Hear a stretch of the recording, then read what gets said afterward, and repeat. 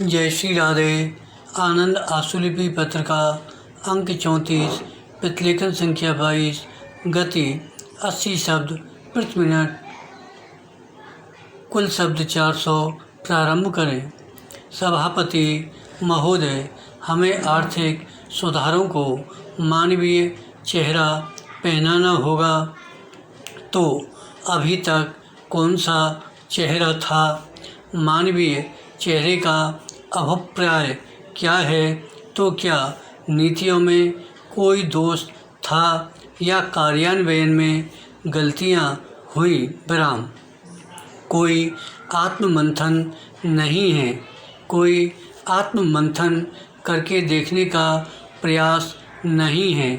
अगर सत्तापक्ष इस स्थिति से संतुष्ट है तो मुझे कुछ नहीं कहना है। विराम। अगर मेरे मित्र श्री अय्यर उड़ीसा और मणिपुर की विजय पर अपनी पीठ थपथपाना चाहते हैं तो मुबारक। विराम। लेकिन जो प्रदेश सत्ता पक्ष के प्रभाव से मुक्त हो गए हैं, उनकी जनता क्या कहना चाहती है? पैरा। यह ठीक है कि कांग्रेस को जहां तक वोटों का सवाल है, महाराष्ट्र में अधिक वोट मिले। विराम।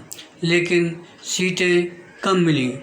हमारे चुनाव की पद्धति ऐसी है, इसमें कभी सीटें बढ़ जाती हैं तो वोट घट जाते हैं और कभी वोट बढ़ जाते हैं तो सीटें घट जाती हैं। विराम। मगर इस क्रम को हम झेल रहे हैं। विराम। पिछले 50 वर्षों से हम इसी के भीतर रास्ता निकाल रहे हैं। विराम। लेकिन मूल प्रश्न यह है कि महाराष्ट्र और गुजरात की जनता ने कांग्रेस को क्यों अस्वीकार किया? क्या विरोधी दलों के कारण बिहार में कांग्रेस की जो हालत हुई है वह बहुत दयनीय है। हम बिहार में कांग्रेस से आगे बढ़ गए। विराम।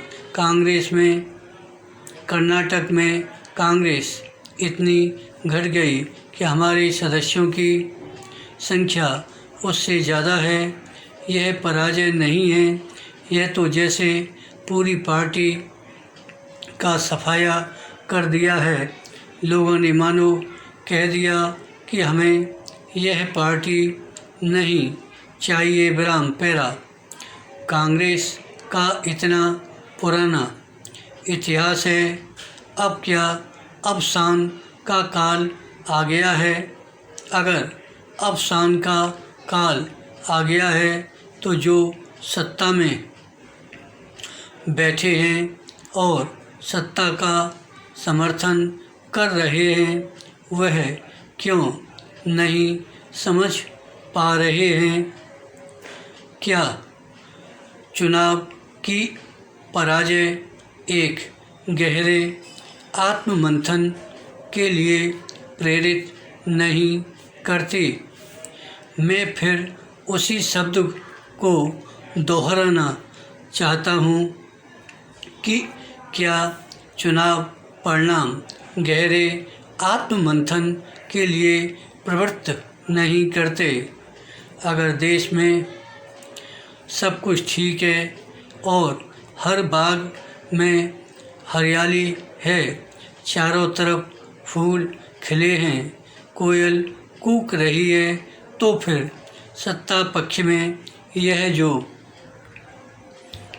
और जिसका परिणाम गृह कलह हो रहा है, जो कल गृह युद्ध में बदल सकता है और जिसका परिणाम गृहदाह हो सकता है, उसका क्या कारण है? विराम। उसका औचित्य क्या है? विराम। धन्यवाद।